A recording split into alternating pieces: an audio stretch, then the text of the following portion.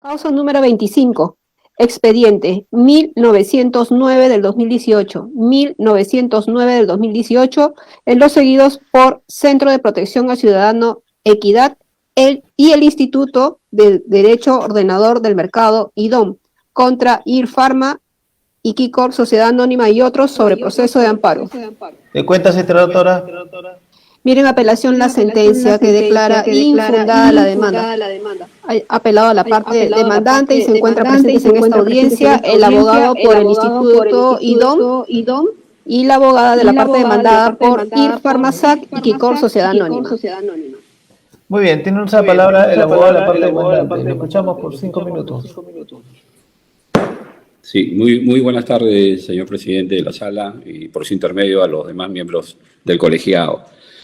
Este caso es un caso que es actualmente, debido a la pandemia, incluso de conocimiento público, porque estamos hablando de la compra de una empresa, en este caso un grupo empresarial Intercorp, una cadena de farmacias que con lo cual ha obtenido una posición de dominio, un poder de mercado, en un tema tan esencial como es los medicamentos, ¿no? Como sabemos actualmente, la pandemia ha demostrado la debilidad estructural que existe en el mercado peruano respecto a estos temas que tienen que ver con la salud, y justamente la demanda, señores magistrados, está relacionado con solicitar que el juzgado pueda dejar sin efecto la compra de las acciones de este caso de la empresa Intercorp a Iquicorp, ¿no? ¿Por qué? Porque se ha obtenido además una concentración del mercado para la venta de medicamentos del 83%, ¿no? Y además de eso se ha obtenido una posición de dominio y una integración vertical en el sector farmacéutico. Sin embargo, a pesar de ello, de la importancia que se tiene en este caso, porque se están velando los derechos de los consumidores, se están velando los derechos inclusive del funcionamiento propio del mercado, la primera instancia declaró infundada nuestra demanda porque consideró que en el proceso constitucional de amparo no se podrían analizar la estructura y los efectos funcionales de la adquisición en este caso, de las acciones, ¿no? Y que además que el artículo 62 de la Constitución garantiza el derecho a la contratación, a la libertad de contratación, y estos pues cuando se dan de manera ilícita.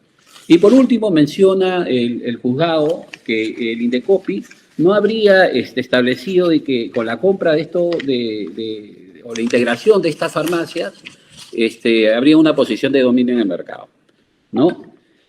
Sin embargo, nosotros consideramos que el juzgado, en la primera instancia, el ACUO, no ha tenido en consideración varios temas. Principalmente lo que nosotros no estamos cuestionando es propiamente la adquisición de las acciones por sí mismas, sino los efectos que la adquisición de las acciones traen y que atentan contra el derecho a la salud y el derecho al acceso a la salud, y el derecho a la libre competencia. Y decimos que atentan contra el derecho a la libre competencia, porque si bien es cierto, en el momento en que se realizó la fusión o la adquisición de esta cadena de farmacias, de estas acciones y a su vez de esta cadena de farmacias, no existía una ley previa de concentración de empresas o fusión. Sin embargo, eso no significa que el artículo 61 de la Constitución tenga como mandato que se pueda velar por la libre competencia. Dice el juzgado en la primera instancia que para eso está el Indecopi cuando existe este tipo de adquisiciones.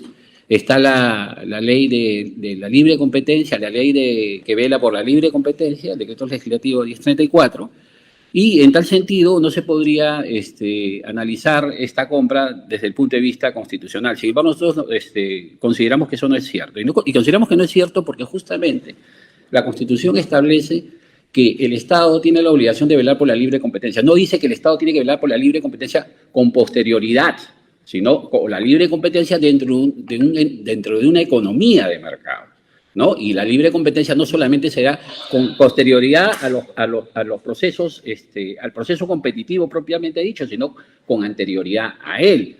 El que no existiera en ese momento una ley de control previo de fusiones no significa de que el Estado deba de hacerse de la vista gorda y permitir que la adquisición de estas acciones genere un obstáculo a la libre competencia y vulneren los derechos de los usuarios, de los consumidores, al acceso a la salud.